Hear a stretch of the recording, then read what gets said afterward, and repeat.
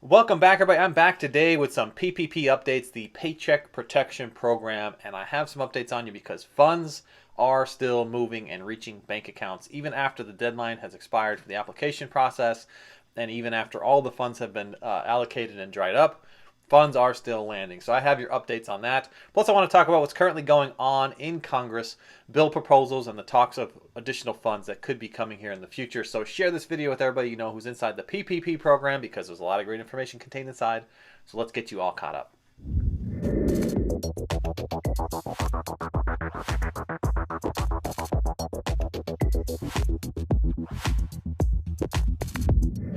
Welcome back, everybody. As I said, I'm coming to you with a PPP update, Paycheck Protection Program update, because even though the program has officially ended and we reached the deadline for applications and funding is out, things are still happening behind the scenes at the SBA. If you have not met me before, my name is Bilder. I'm a financial educator, and I typically post videos on how to fill your pockets. You can catch and tune into my other videos as they come out. Right now, I focus heavily on PPP, EIDL, and the stimulus plans because so many small businesses out there just need support right now, and I'm here to help you. So we are in that sit back and wait period, and I want to thank all the viewers who tuned into the channel just over the last few days when I asked if you are still seeing ACH transfers arrive and approvals happen with the SBA for the PPP program. And yes, I'm getting reports that as of June 1st, June 2nd, June 3rd, June 4th, many of you are reporting that yes, you are seeing funds reach your bank accounts and that you have been stuck in error codes for greater than 45 days. Could you imagine that? Stuck in these error codes greater than 45 days. And you are finally now today getting to celebrate with everybody else here. So congratulations to everybody out there who finally did receive their Paycheck Protection Program. The viewer feedback that I'm getting is yes, of course, obviously the funds are processing behind the scenes at the SBA, but that the error codes are related to duplicate loans, ACH errors, and bank account errors as of right now. And the list does go on, but right now that seems to be the ones that the SBA is working through right now to get corrected and get you guys your funds. So please leave us a comment or message me on Instagram if you are also seeing an ACH transfer show up from the SBA and finding your funds being approved. And this is after the date of May 31st, 2021 and before the date of June 30th, 2021. I thank you so much in advance.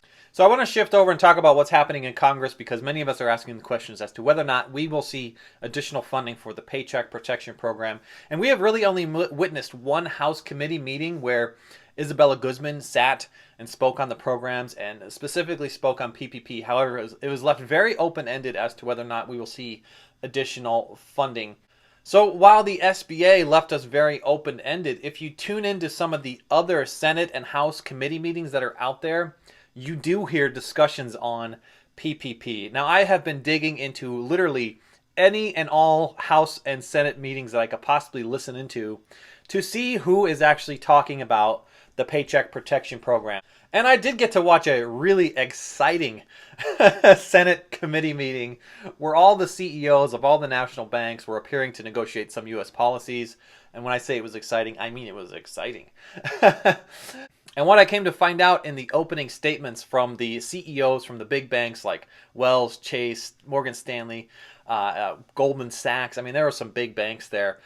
They all had a 5-minute opening statement, and they all spoke about the Paycheck Protection Program. Now, I want to reflect here for a moment on the most recent press release from the SBA, from Isabella Guzman, because what she stated in this press release on the closure of the Paycheck Protection Program ties very closely to what I'm hearing reflected in what the Senate House meeting had with all the CEOs from the national banks. So let me just quote something from Isabella Guzman because there's some key words in here that I want you to pick out, all right? She says, at the same time, millions of underserved businesses, particularly our smallest businesses and those owned by women and people of color, were left out of early rounds of relief. I'm proud of the work we did to begin to rectify these inequalities in 2021. She goes on to state 96% of the PPP loans went to the small businesses with fewer than 20 employees. Now that is not minorities or women, but it says here, moving forward, we will continue to prioritize equity in all the small business programs and services. So now why is this important for a person like myself who understands keywords, being a creator and of course understanding marketing? You may also understand keywords. You could pick out in here the two most important keywords, and that is women, and people of color. And when you go and listen to the Senate House committee meeting with those big banks, I mean, we had Chase, Morgan Stanley, Wells Fargo, Goldman Sachs, they all pointed to the very same topic, highlighting women, minorities, specifically CDFIs, and they even dropped in a few of our nation's veterans. Okay, so what does that really point us to? It shows us that the trends of keywords are focused on women, minorities, and of course veterans right now, and that is very important to understand. So here it presents the social dilemma. As more media sources start to use those keyword indicators like women, minorities, and veterans, it will point us more towards the fact that Jackie Rosen's bill, the bill that is not good enough, will be the bill that they will move forward to reach the House and Senate floors. And that bill contains a blank check, of course, which would pay out everybody that is sitting in the SBA queue on or before May 4th when the funds ran out the first time. And of course, we will not see those numbers until all of these error codes are cleared up and cleaned out, because there's approximately $6 billion worth of allocated funds that should still be going out towards these error codes. And they definitely don't want to mix up that blank check exercise, right? And of course, last, there will be $5 billion reserved for veterans, women, and minorities. And it may even be only channeled through CDFIs. This would exclude the $120 billion that's needed for retroactive PPP, the bill that Ben Cardin proposed on the floor, which really died and went nowhere. It has not been discussed in weeks. Okay, so hashtag retro PPP. If there's ever been a day to copy your congressmen and women and tweet about this, hashtag retro PPP. Today's the day. Make sure they do not forget that we would like to create fairness for everybody out there seeking the balance of their net to their gross when the formula changed for Schedule C filers. So leave me a message in the comments. Let me know what your thoughts are on everything that I just discussed, whether you believe we are heading towards a very targeted approach with PPP, or whether you believe they will create fairness for hashtag retro PPP, or simply open up another $300 billion to fund and allocate everybody. Leave me a message in the comments. And also drop me a comment. Let me know what type of business you guys are out there and running and functioning. I'd love to hear a piece of your life as well. Of course, I am always seeking new partners in my Airbnbs. You can message me in the comments. Let me know that you want to hear more about those opportunities.